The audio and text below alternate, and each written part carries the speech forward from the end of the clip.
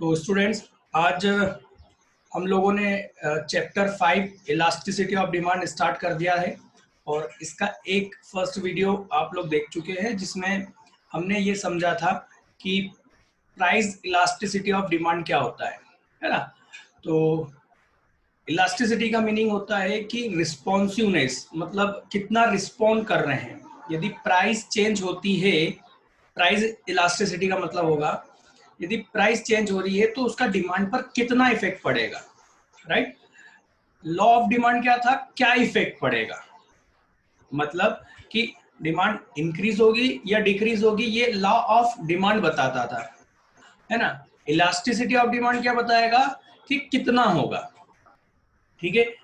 Obviously यहाँ पर एक सिंपल सी बात है कि ये लॉ ऑफ डिमांड के अकॉर्डिंग ही होगा, मतलब कि यदि प्राइस रिड्यूस होगी तो डिमांड इंक्रीज होगी, बट कितनी, उसका अमाउंट क्या होगा, कितने परसेंट, कितनी क्वांटिटी, राइट।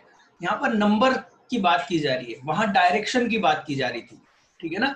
तो प्राइस इलास्टिसिटी हमें बताती है कि प्राइस में चेंजेस करने से डिमांड में कितना चेंजेस होगा, ठीक है। ये मेजर करता है प्राइस इलास्टिसिटी।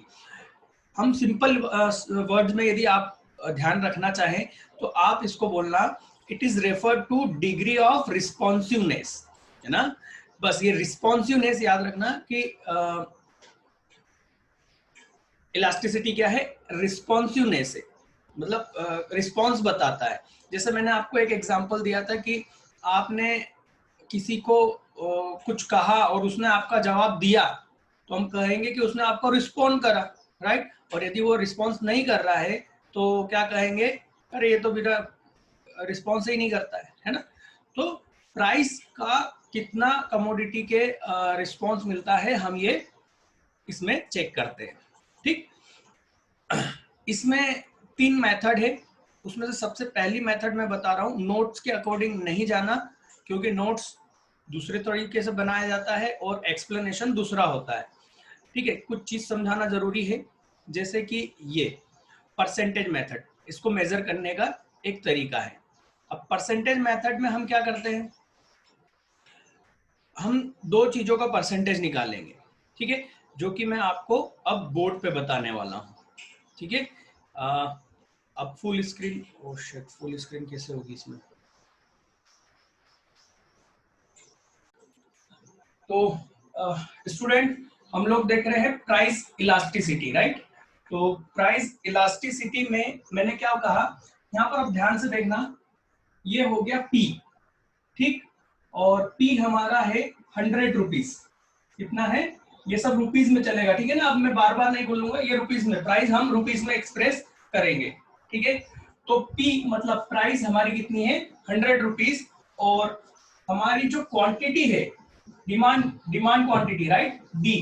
तो क्वांटिटी डिमांड हमारी, हमारे प्रोडक्ट की कितनी है, मान लीजिए यहाँ पर हम कर लेते हैं 100, यहाँ पर भी मैं 100 यूनिट, ये यूनिट में चलेगा, ठीक है ना, ठीक। तो प्राइस 100 है, हमारा प्रोडक्ट क्या है, मान लीजिए हमारा प्रोडक्ट है हमारा मोबाइल का कवर, है ना, केस बोलते हैं जिसको। तो मोबाइल कवर हमारा प्रोडक्ट है और हमने उसकी प्राइस कितनी रखी है, 100 रुपीज रखी है, ठीक है। और अभी मार्केट में एक्चुअल, है ना, ये एक्चुअल है, एक्चुअल, है ना। तो अभी मार्केट में इसकी डिमांड कितनी है, 100 यूनिट की, 100 रुपए पर 100 यूनिट की डिमांड है, ठीक।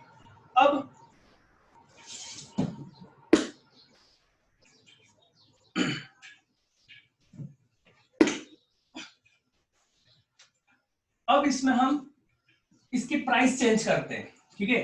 तो इसकी प्राइस करी हमने P1, जो कि प्राइस हमने रिड्यूस करी, कम करी, तो हमने प्राइस कम करी, तो हमने प्राइस कितनी कर दी, 90 रुपीज कर दी, ठीक है। 90 रुपीज प्राइस करने पर हमारा मार्केट में जो क्वांटिटी डिमांड थी, राइट, वो Q1 हो जाएगी, और वो कितनी हो गई, हमने कहा देखिए जब प्राइस कम होती है तो क्या होती है, डिमांड बढ़ती है तो यहाँ पर क्वांटिटी हो गई 120, मतलब 10 रुपए हमने हमारे प्रोडक्ट की प्राइस कम करी तो क्वांटिटी कितनी हो गई 120। अब हम ये जानना चाहते हैं कि कितना परसेंट रिस्पॉन्स करता है, मतलब हमारे प्रोडक्ट की इलास्टिसिटी, प्राइस इलास्टिसिटी कितनी है, राइट। सबसे पहले इसको समझने की कोशिश करो कि हम क्या जानना चाहते हैं।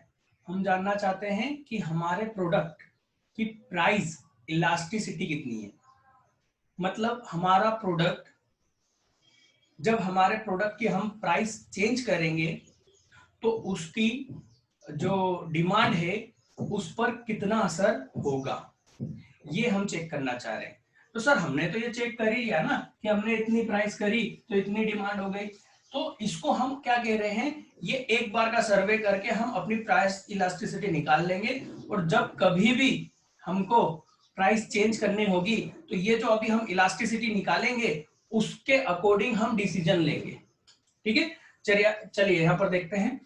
तो इलास्टिसिटी में इलास्टिसिटी निकालने के लिए फॉर्मूला क्या है, तो फॉर्मूला ये है, इसको हम ईडी से एक्सप्रेस करते हैं, इलास्टिसिटी ऑफ डिमांड। ठीक है, तो इसका फॉर्मूला है कि परसेंटेज चेंजेस इन क्वांटिटी, ये डेल का मतलब होता है चेंजेस, चेंज को एक्सप्रेस करता है। ठीक है, दूसरा परसेंटेज चेंज इन प्राइस, यदि हम परसेंटेज चेंज इन क्वांटिटी को डिवाइड कर देंगे परसेंटेज चेंज इन प्राइस से, तो हमें क्या मिल जाएगी, इलास्टिसिटी ऑफ डिमांड मिल जाएगा। तो अब हम यहां देख लेते हैं कि परसेंटेज चेंज इन क्वांटिटी कैसे निकालेंगे। तो परसेंटेज चेंज इन क्वांटिटी में यहां पर हमें क्या निकालना है, परसेंटेज चेंज इन क्वांटिटी। इसका हिंदी में मतलब समझो, इसका हिंदी में मतलब, इसका मतलब ये है बेटा कि हमारी क्वांटिटी में जो चेंजेस आया है उस कितने प्रतिशत का चेंजेस आया है, कितने परसेंट से उसमें बदलाव आया है। ठीक है ना, हमारी क्वांटिटी में कितने परसेंट का बदलाव आया है, मतलब जो चेंज हुआ है उसका हम क्या निकाल रहे हैं, परसेंटेज। ठीक है, तो यदि हमको ये जानना है कि हमारी डिमांड में कितना चेंज आया है, कितने प्रतिशत का, तो पहले ये पता लगाना पड़ेगा कि कितना चेंज आया है, तब हम उस चेंजेस का क्या निकालेंगे, परसेंटेज निकालेंगे। ठीक है, तो यहां पर देखें, इसका फॉर्मूला तो कुछ होता नहीं है, पर ठीक है हम एक्सप्रेस कर सकते हैं कि हमारा Q1 राइट माइनस Q, इसको Q0 भी एक्सप्रेस किया जा सकता है। ठीक है ना, कोई बड़ी बात नहीं, ये 1 है तो ये Q0 हो सकता है और नहीं भी। तो ये कितना हो गया, ये देखें, Q1 कितना है 120, 120 माइनस 100। ठीक है, तो ये कितना हो जाएगा बेटा, कितना चेंज आया 20 का चेंज आया। चलो हम पहले हम क्या निकाल रहे हैं, चेंज इन क्वांटिटी, तो कितना चेंज आया 20 यूनिट का चेंजेस आया। अब हम इसका परसेंटेज निकालेंगे, तो परसेंटेज निकालने के लिए हमको क्या करना पड़ेगा, जितना चेंजेस आया है डिवाइडेड बाय, क्या कर दूं,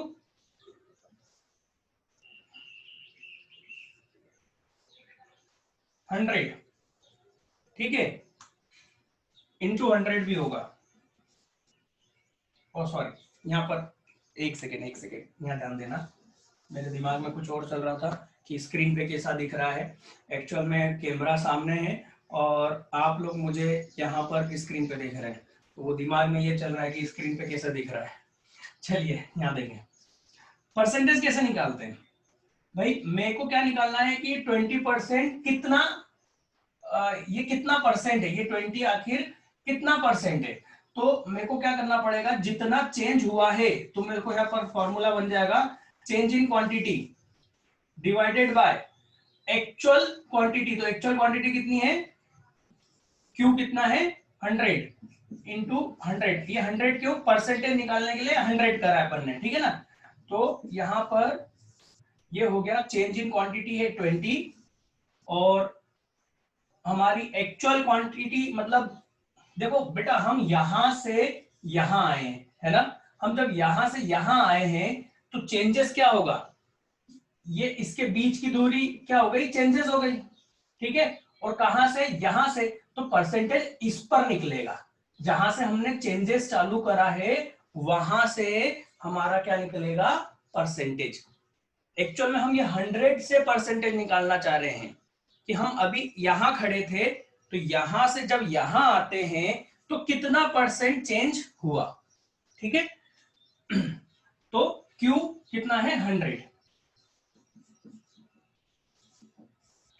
और ये परसेंटेज निकालने के लिए 100, ठीक।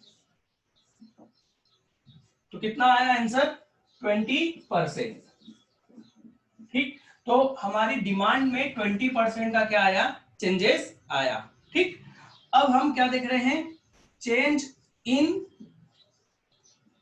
इन प्राइस, प्राइस में कितना चेंज आया, तो हम कहेंगे P1, ये रहा P1 है ना, P1 90 माइनस, सॉरी 90 नहीं, यहां तो आगे लिखेंगे P1 माइनस P0, जीरो भी लिख सकते हैं या एक्चुअल भी लिख सकते हैं। सर ये तो 90 में से अपन 100 माइनस करने वाले हैं, कोई दिक्कत नहीं बेटा, आप इसको क्या कर सकते हो, इसको रिवर्स भी कर सकते हो। और रिवर्स क्यों कर सकते हैं मैं बाद में बताऊंगा, है ना। आप इसको P0 माइनस P1 भी कर सकते हैं। सर ऐसा क्यों कर सकते हैं मैं बताऊंगा बेटा, चिंता मत करो, क्योंकि हमको 100 में से माइनस करना है 90। अब 90 में से 100 माइनस करेंगे तो आंसर क्या में आएगा, -10 में आएगा। और क्योंकि हमारा जो फॉर्मूला है ना बेटा, इसमें इनहेरेंट मतलब बिना किसी उसके सबसे पहले माइनस ही लगा हुआ है, इसलिए हमें यहाँ पर साइन पर ध्यान नहीं देना है, इसलिए साइन पर ध्यान नहीं देना है क्योंकि ऑलरेडी पहले से यहाँ पर फॉर्मूले में माइनस लगा हुआ है, ठीक है। तो ये कितना चेंज आया, 10 रुपीज का, ठीक। तो 10 रुपीज का चेंजेस आया। अब हम ये जो चेंज आया इसका क्या देखने जा रहे हैं, परसेंटेज। यहां से यहां जो आए तो हमारा जो चेंज हुआ है ना, वो एक्चुअल प्राइस से कितना परसेंट का चेंजेस है, ठीक। तो हमारी एक्चुअल प्राइस कितनी थी 100, तो यहां पर हम निकाल लेंगे परसेंटेज चेंज इन प्राइस, जो कि क्या फॉर्मूला हो जाएगा कि कितना चेंजेस आया, तो change in price divided by actual price into 100 percentage निकालने के लिए, ठीक है। तो यहां पर हम लिखेंगे चेंजेस आया 10 रुपीज का, एक्चुअल प्राइस थी 100 रुपए और हमने क्या कर दिया 100 से इनटू कर दिया, ये यहां पर 10% का क्या आया, चेंजेस आया, ठीक है। अब मैं इसको इस फॉर्मूले में पुट कर दूं तो क्या है formula, percentage change in quantity, तो परसेंटेज चेंज इन क्वांटिटी कितना है 20%, तो ये मैंने लिखा 20%, ठीक। Divided by percentage change in price, तो परसेंटेज चेंज इन प्राइस कितना हो गया 10%, तो ये हो गया 10%, ठीक। तो इसको सॉल्व करेंगे तो क्या हो गया, ये तो गया है ना, तो ये हो गया 2, ठीक। अब मैं इसको 2 टाइम बोलूंगा, 2 टाइम्स। इसका मतलब क्या है, मैं कहूंगा मेरा जो प्रोडक्ट है उसकी इलास्टिसिटी 2 टाइम्स है। इसका मतलब ये हुआ कि मैं जितना परसेंट में अपनी प्राइस, ध्यान सुनना, जितना परसेंट में अपने प्रोडक्ट की प्राइस में चेंज करूंगा, जितना भी करूंगा उसका डबल इफेक्ट मेरी डिमांड में मिलेगा, ये इसका मतलब है, ठीक है। इसका मतलब क्या है कि मैं जितना परसेंट भी अपने प्रोडक्ट की प्राइस में चेंजेस करूंगा उसका डबल इफेक्ट मुझे यहां मिलेगा, एक डिमांड में मिलेगा। अब ये क्या कंपनी इसको कैसे यूज करती है इसको समझो। कंपनी एक्चुअल में क्या करते हैं कि एक बार ये इलास्टिसिटी निकाल लेती है कंपनी अपने प्रोडक्ट का, और हर बार फिर जब भी उसको अपना प्राइस चेंज करना होता है तो सबसे पहले वो इसको ध्यान में रखते हैं। अब मुझे बताइए, यदि मेरे प्रोडक्ट की प्राइस मेरे प्रोडक्ट की प्राइस इलास्टिसिटी यदि 2 टाइम है, ठीक है, और मैं आपसे पूछना चाह रहा हूं कि मैं यदि इसकी प्राइस बढ़ाता हूं, अभी मैंने रिड्यूस करा था, है ना, मैं इसकी प्राइस 20% से इंक्रीज कर रहा हूं। कितने से? 20% से इंक्रीज करना चाहता हूं। आप फटाफट दिमाग में कैलकुलेशन कीजिए कि मेरी क्वांटिटी डिमांड कितनी होगी, या कितने परसेंट कम या ज्यादा होगी। सर सबसे पहली चीज तो ये देखो, यदि आप प्राइस को इंक्रीज कर रहे हो ना, तो क्वांटिटी तो क्या होगी? रिड्यूस होगी। ये तो हमको मालूम है, ये तो लॉ ऑफ डिमांड है, हम जानते हैं। तो आपने 20% तो प्राइस को इंक्रीज करा, तो आपके प्रोडक्ट की डिमांड क्या हो जाएगी? कम तो होगी, पर कितने कितने परसेंट कम होगी? इसके हिसाब से कितने परसेंट होगी? 40%। क्या बोला? डबल है ना ये। तो मैं 20% जब मैं प्राइस को क्या कर रहा हूं? इंक्रीज कर रहा हूं, तो मेरी जो क्वांटिटी डिमांड है मेरे प्रोडक्ट की, वो क्या हो जाएगी? रिड्यूस होगी, बट 2 टाइम। 20 का डबल कितना हुआ? 40। तो 40% से मेरे प्रोडक्ट की प्राइस क्वांटिटी डिमांड रिड्यूस हो जाएगी। देखें, करके देखें। चलिए सर इसको बोर्ड पे भी करवा दीजिए। बिल्कुल, ये देखो, हम इसी फॉर्मूले को यूज करके आपको बता सकते हैं कि क्वांटिटी डिमांड, और ये भी बता सकते हैं कितनी क्वांटिटी होगी। परसेंटेज भी निकाला जा सकता है और क्वांटिटी भी निकाली जा सकती है इसी फॉर्मूले से। देखिए ईडी कितना निकला? तो ईडी है 2, राइट। इसे ऐसे एक्सप्रेस कर सकते हैं, और ये माइनस को तो चलने दें साथ में। अब हम क्या निकालना चाहते हैं? हमने कहा कि हमने हमारे प्रोडक्ट की प्राइस कितने परसेंट से चेंज करी? 20% से, राइट। तो हम क्या जानना चाहते हैं? हम जानना चाहते हैं परसेंटेज चेंज इन क्वांटिटी। क्या करेंगे? Cross multiplication. क्रॉस मल्टीप्लीकेशन करा तो ये क्या हो गया? 40। तो हमारा जो आंसर आ गया कि परसेंटेज चेंज इन क्वांटिटी कितना होगा? 40% का। ठीक है, ये क्या निकाला? हमने इलास्टिसिटी निकाल के रखी थी। उस इलास्टिसिटी के थ्रू अब नियर फ्यूचर में हमने डिसीजन लिया कि हम हमारे प्रोडक्ट की प्राइस 20% इंक्रीज करेंगे। तो जब हम अपने प्रोडक्ट की प्राइस 20% इंक्रीज करना चाहते हैं, तो हम ये जानना चाहते हैं कि हमारे प्रोडक्ट की जो डिमांड होगी वो कितनी रिड्यूस हो जाएगी। तो हमने देखा कि यदि हम 20% इंक्रीज करेंगे हमारे प्रोडक्ट की प्राइस, तो वो 40% क्या हो जाएगा? हमारी डिमांड 40% से डिक्रीज हो जाएगी। ठीक है, तो ये तो हमने क्या निकाल लिया? परसेंटेज। सर क्या हम ये निकाल सकते हैं कि कितनी क्वांटिटी में चेंजेस आ जाएगा? बिल्कुल, वो भी निकाल सकते हैं। देखो फॉर्मूला वगैरह कुछ नहीं होता है, कॉन्सेप्ट को समझना ज्यादा जरूरी होता है। फॉर्मूले तो हम खुद बनाते हैं। फॉर्मूला किसी ने कहीं ऊपर से तो बन के नहीं आया ना बेटा, किसी ह्यूमन बीइंग ने बनाया है। कैसे बनाया? उसने किसी चीज को इतना गहराई से समझा है कि उसको फॉर्मूला याद रखने की जरूरत ही नहीं है। ठीक है, मैं भी याद नहीं रखता हूं, आपको बता दूं, मेरे को एक भी फॉर्मूला याद नहीं है, चाहे वो आप इकोनॉमिक्स में ले लें, अकाउंट में ले लें। मैं हैंड टू हैंड उसी वक्त उसी चीज को देख के करता हूं। क्यों? क्योंकि हमने उसको बहुत अच्छे से कॉन्सेप्ट को समझा है, रटने की जरूरत ही नहीं है। चलिए यहां देखते हैं।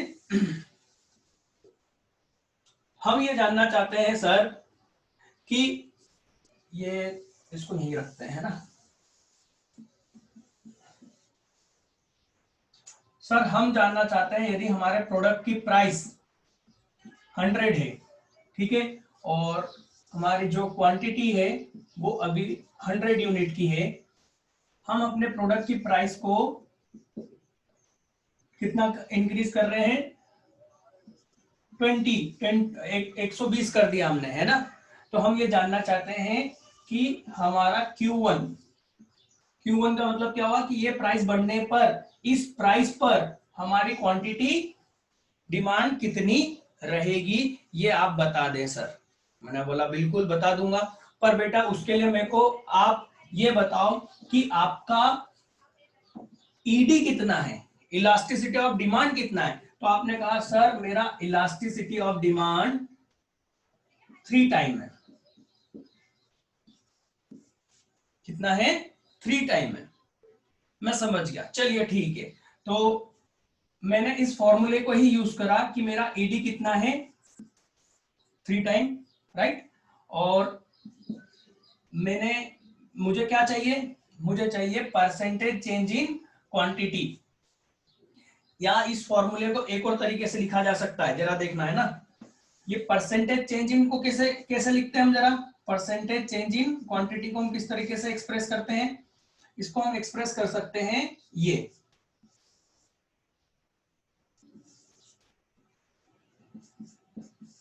राइट।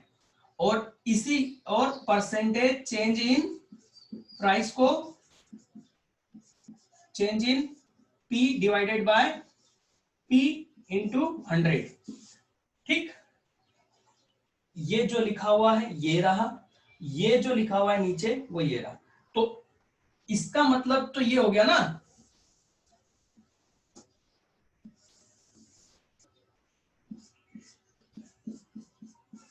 हाँ भाई, इसको मैं इस तरह से लिख सकता हूं, परसेंटेज चेंज इन क्वांटिटी, ये हो गया percentage change in quantity divided by percentage change in price, ठीक है। अब हम इसको क्या करेंगे, इसको थोड़ा सा छटनी कर लेते हैं। तो इसको छटनी करेंगे तो क्या होगा, जरा देखिए, ये 100 से 100 तो कंप्लीट हो गया, इसमें कुछ बचा नहीं, ठीक। ये चेंज इन क्वांटिटी, ये नीचे आएगा क्वांटिटी। अब क्या हो जाएगा, ये तो नीचे ही रहेगा, है ना। चेंज इन प्राइस, और P किधर चला गया, ऊपर चला गया, ठीक। तो ये हमारा एक नया फॉर्मूला बन गया, ठीक है। यहां देखिए, तो ये नया फॉर्मूला बन गया। ये बुक में कुछ इस तरीके से लिखा हुआ है, एक्चुअल में ये सही है, इसमें कोई दिक्कत नहीं है, पर बच्चों को प्रॉब्लम आती है कि सर बुक में तो ऐसा लिखा हुआ है, ये P इधर आ गया, चेंज इन P, ठीक। और ये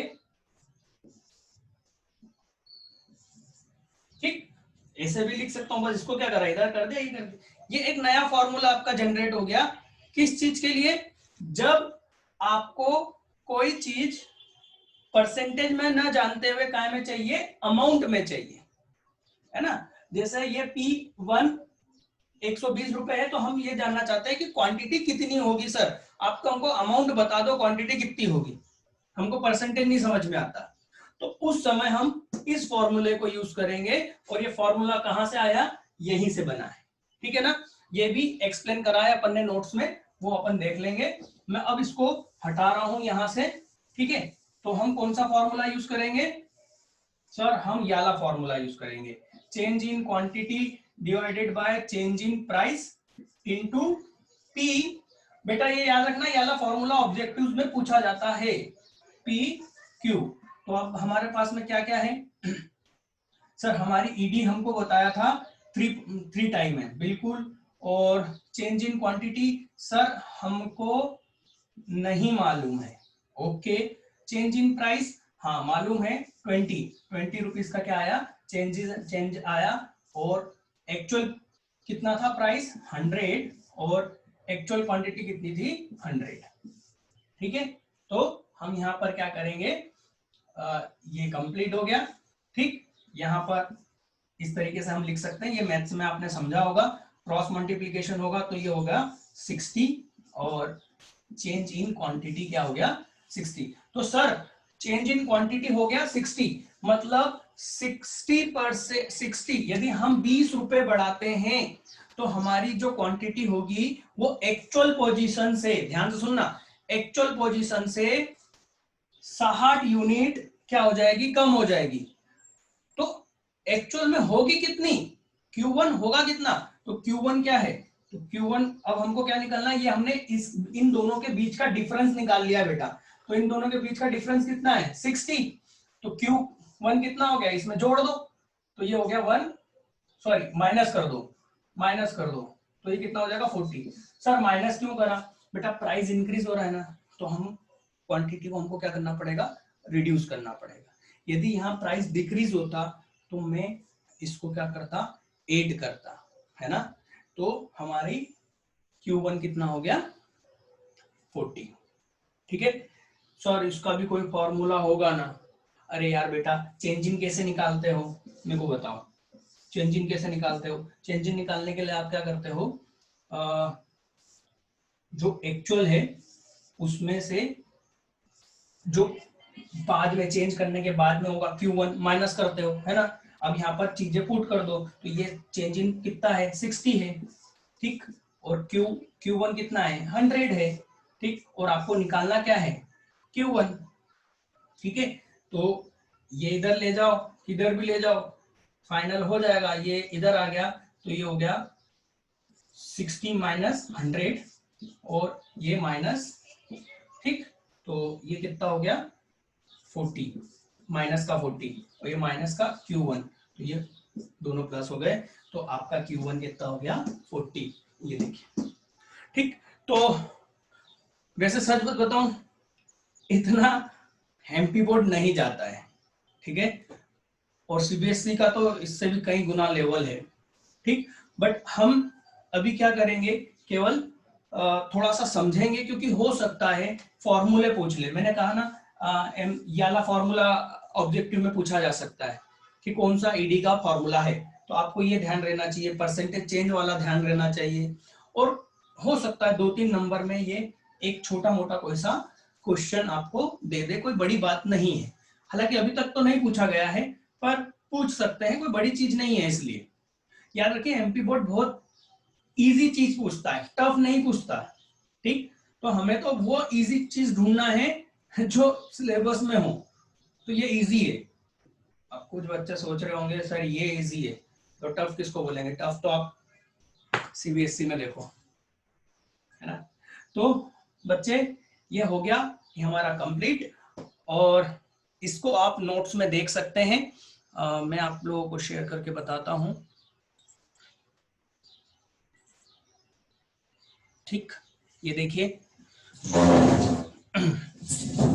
मैं अभी शायद आप लोगों को नहीं दिख रहा हूँ, अपने पास टाइम कम है इसलिए फटाफट इसको देख लीजिए। इसको ईपी भी बोल सकते हैं, यहाँ कर्सर पे देखिए बेटा मेरे को, है ना, ईपी भी बोल सकते हैं, ईडी भी बोल सकते हैं, ये सारी वही चीज है जो मैंने आप लोगों को आज समझाई है, ठीक है। तो इस तरीके से हम क्या कर सकते हैं, निकाल सकते हैं। आप इसका एक इलस्ट्रेशन है वो जरूर करके देखिएगा, नोट्स में मैंने दे रखे हैं ये वाला एग्जाम्पल, अब आपको ये इजी लगेगा, समझ में आ जाएगा, ठीक। तो आज इसको सॉल्व करके देखिएगा, इसके बाद हम नेक्स्ट लेक्चर में अब फिर चैप्टर को हम और अच्छे से समझना चालू करेंगे, और ये सारा ग्राफ कोशिश करूंगा मैं आप लोगों को बोर्ड पर ही समझाऊं, ठीक है। तो बच्चों आज के लिए इतना ही है, हम नेक्स्ट लेक्चर में मिलते हैं।